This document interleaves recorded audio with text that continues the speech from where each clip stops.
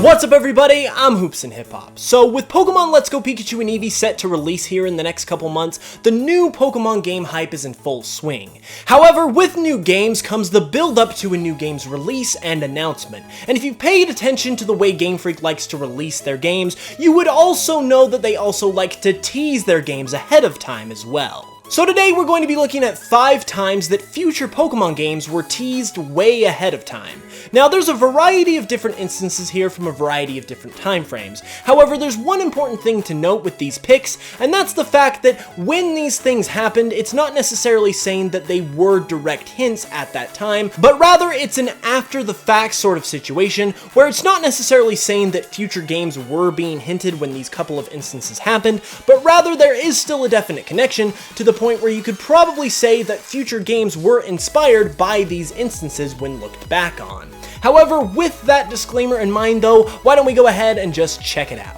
Okay, so the first hint we're going to be talking about here is actually the most recent hint that's been made by Game Freak to date about a future Pokemon game, and that actually occurred in Ultra Sun and Ultra Moon, and it was referring to, believe it or not, the Let's Go games that we're currently awaiting today. Now what's interesting about this one is that it's not so much in the Ultra Sun and Ultra Moon games themselves where the hint occurs, as it is outside of the games as in the box art, because if you look on the back half of the Ultra Sun and Ultra Moon box art, you will see a phrase that says, "Let's go," which even though that is a very common phrase, it's a little too convenient now that we have Let's Go games coming out for this to be a coincidence, given the fact that we also know how Game Freak likes to tease stuff, so this is definitely a tease at the current Let's Go titles. The next one we're going to talk about is another hint that occurred in Sun and Moon, possibly referring to some future games that we have yet to see yet, and possibly referring to one game that once again we are about to see with Let's Go Pikachu and Eevee. So in Ultra Sun and Moon, yes, in the games themselves this time, on Melee Island you have 2 specific landmarks that are based on 2 particular areas in Hawaii. Number 1, we've got 10 Carat Hill, which is based on Diamond Head in real-life Hawaii, and then once again we've got the Howley City Marina that is based on Pearl Harbor. Now, if you haven't already noticed, both of these real-life locations are named Diamond and Pearl respectively, and I think you see where I'm going with this. This absolutely seems like a hint towards future Diamond and Pearl remakes, given all of the other speculation and hype that has been building towards those potential titles, and then as another potential hit to the current Let's Go games, all of this is also taking place on Melee Island, which Melee, if you haven't heard, is the Hawaiian word for yellow, and Let's Go Pikachu and Eevee just so happen to be remakes of Pokemon Yellow, making this a trio of potential remake hints. Next up, we're going to talk about the most infamous and the most well-known future game hint to date that really started the fascination with looking for these kinds of things, and that would of course be the strange souvenir in Pokemon X and Y. When Pokemon X and Y were first released in 2013, well before Sun and Moon and Generation 7 were a thing, players started to notice a hiker who seemed to be hinting at a future title for Pokemon. If you go to the various hotels throughout Kalos, you'll run into a backpacker who kinda just seems to be touring the region. However, if you go to a different hotel every day and find him at his hotel each and every day, at the end of the 4th or 5th day that you find him, he will eventually spill the beans and tell you that he's from a region that you've never seen before and tells you it's not any of the previous 6 you've seen, and he gives you a strange souvenir which is from what we now know as Alola. Now, of course, everything about this hint makes sense now, so it isn't really too crazy to think about,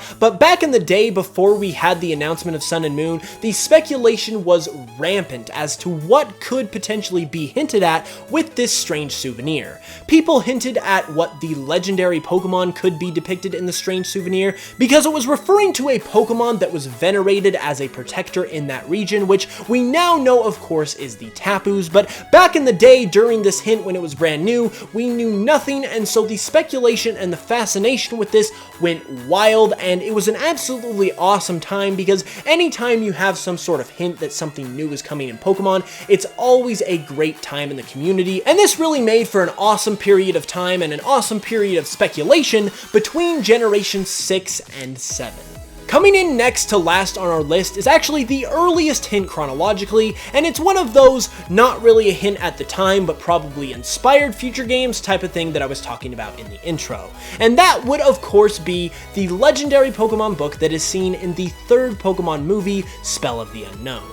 I've mentioned this book one or two times before on the channel, but basically this book is very important in terms of predicting the future of Pokemon because it has proven in the past to actually accurately show what is coming next for the Pokemon franchise. In particular, this book shows 3 pictures of legendary Pokemon which seemingly depict Generation 6 with the Fairy type, Generation 7 with Solgaleo and the Alola region as a whole, and more recently, Generation 4 with Arceus creating the world with the unknown, which is the popular theory, and if you subscribe to my theory, which by the way you should check out, a possible Greece region coming for Generation 8 as well. Like I mentioned, this isn't saying that they were planning Generation 6 and 7 way back in the day when this movie was made, but rather it most likely is the case given these very distinct similarities that Game Freak looked back to the history of their franchise for inspiration on what they were going to create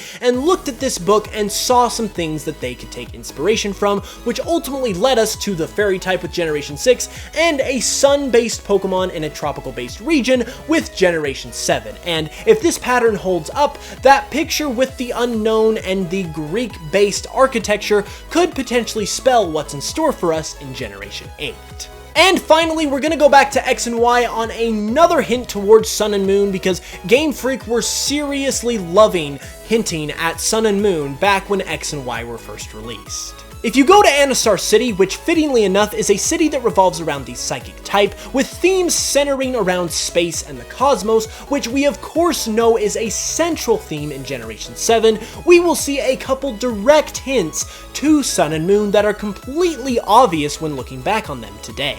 First and foremost, we have the Anastar City Sundial. Now, the Anastar City Sundial is the main attraction to Anastar City, and it is by far one of the largest monuments in any city in the Kalos region. Now, it seems kind of obvious looking back on it now that a sundial would be hinting towards Pokemon Sun, but it gets even better because if you talk to an NPC in Anastar City, they will tell you that there's actually a thing called moon dials that exist as well, cementing this hint once and for all and making it very clear that Game Freak were hinting at Pokemon Sun and Moon.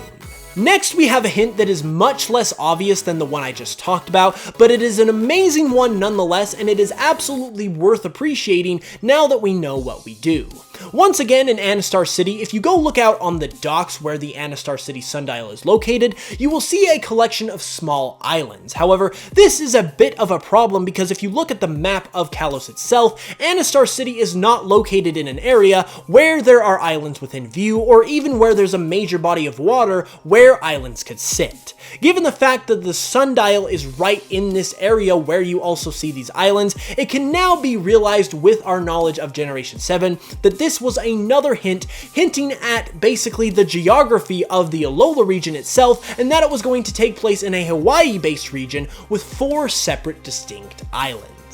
And there we have it, everybody. Now, personally, I find it absolutely fascinating to look back on these hints after they've been received, to see how Game Freak was truly giving us a peek at the future of the franchise without us even knowing it at the time. And with Let's Go Pikachu and Eevee set to release in the next couple months, and we know that Generation 8 is coming next year, you better believe that I will be on the lookout for any and all hints to those Generation 8 games, and if I find any, I will definitely be sharing those with you guys, so definitely keep a close eye on the channel come November. If you guys enjoyed the video though, be sure to give it a like and let me know down in the comments below what you thought of these hints, and let me know what your thoughts were about them if you can remember when they were current and active before we know what we knew now, because it's definitely fun to look back and reflect on our personal ideas before we had the knowledge that we do today. If you guys are new to the channel though, be sure to subscribe for way more Pokemon content every Tuesday, Thursday, and Saturday, and be sure to follow me on Spotify for my Pokemon remixes, as well as for a chance to win a copy